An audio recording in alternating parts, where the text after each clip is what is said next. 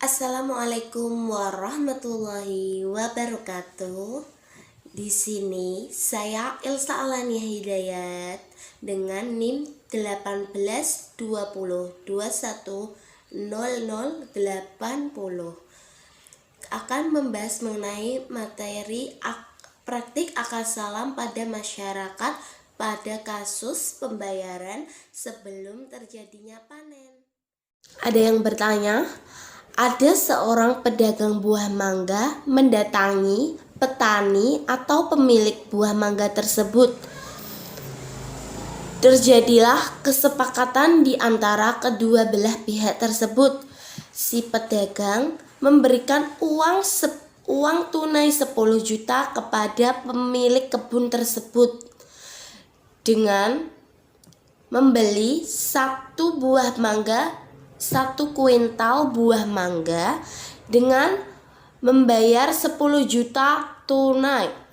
Kapan buah mangga 1 kuintal itu diserahkan? Jawabannya, sesuai waktu yang disepakati. Tolong ya, diserahkan tahun depan. Siap. Lalu 1 ton buah mangga tersebut diserahkan tahun depan dengan sejak transaksi tersebut dilakukan.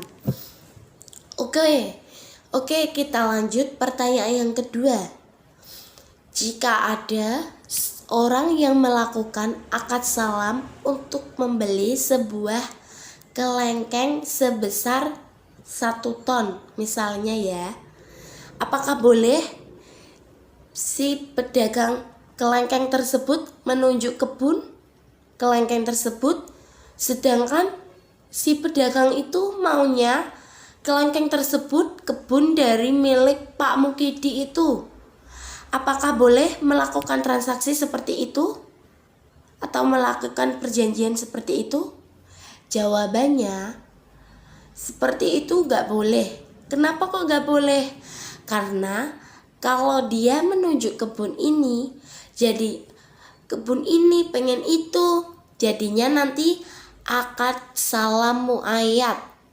Siapa sih yang bisa menjamin kalau kebun milik Pak Mukidi itu bisa menghasilkan 1 ton buah kelengkeng? Gak ada kan? Sehingga transaksi dilakukan objek belum tentu ada, dan ketika objek belum tentu ada, maka ini dinamakan transaksi jual beli salam muayyad yang gharar, sehingga itu dilarang karena bersifat gharar. Lanjut lagi, skema akad salam.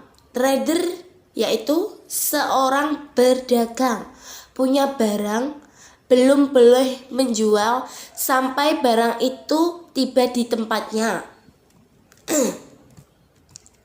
Pertanyaannya, sekarang kalau ada trader belum memiliki barang, kemudian dia menjual, itu boleh atau tidak?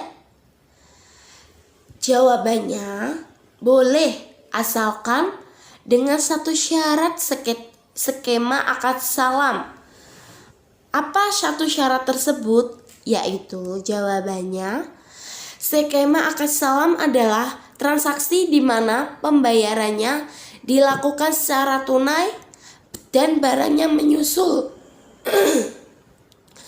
sesuai dengan waktu yang disepakati. Dan diantaranya akad salam, Nabi Muhammad SAW menyebutkan dalam hadis riwayat Bukhari Muslim, siapa yang akan melakukan akad salam, maka dia harus memenuhi syarat, yaitu yang pertama, timbangannya harus jelas. Yang kedua, kalau ditakar harus takarannya jelas. Yang ketiga, waktunya harus jelas. Sehingga yang diistilahkan dengan salam muayyad, yaitu salam muayyad itu jual beli namun barangnya tertentu. Syaratnya, yang pertama, pembayaran harus tunai.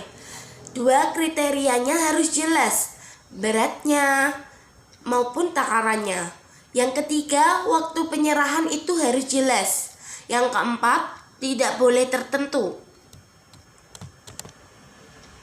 Kalau tertentu ya jadinya gharar. Dan syarat satu lagi, menurut jumhur ulama, termasuk di antara syarat salam adalah jarak waktunya harus lama. Kalau pendek, itu namanya gharar. Loh, kok bisa gharar? Misalnya, Pak, saya pesen bakso 1 ton. Anda dikasih waktu untuk mengumpulkan bakso 1 ton selama 1 tahun. Kira-kira peluang berhasilnya itu besar atau kecil? Besar kan?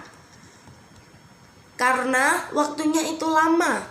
Tetapi ketika Anda dikasih waktu bakso 1 ton selama 3 hari, kira-kira peluang berhasilnya itu lebih besar atau lebih kecil? Lebih kecil kan? Jawabannya karena jumhur itu mengatakan pendeknya waktu ini menyebabkan peluang bisa mendapatkan barang itu semakin kecil, sehingga mereka menyebutkan jual beli salam yang waktunya pendek itu gharar menurut pendapat para jumhur.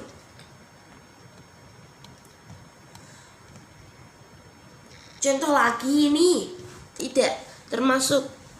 Contoh lagi, akad salam itu barangnya yang sudah ada namun berada di tempat lain. Misalkan kita pesan baju. Bajunya ini sebenarnya barangnya ini ready di toko, misalnya di Pasar Kliwon. Akhirnya kita melakukan akad kepada si pembeli. Kalau akad salam itu adalah uangnya harus dibayarkan di depan dan barangnya diserahkan di belakangan. Jadi benar-benar harus tunai pada saat akad. Adapun barangnya diserahkan sesuai dengan kesepakatan. Alhamdulillah, cukup saya sampaikan mengenai materi akad salam dan contohnya. Apabila saya menyampaikan materi maupun memberikan contohnya ada kesalahan baik sikap maupun tutur kata, saya mohon maaf yang sebesar-besarnya. Wassalamualaikum warahmatullahi wabarakatuh.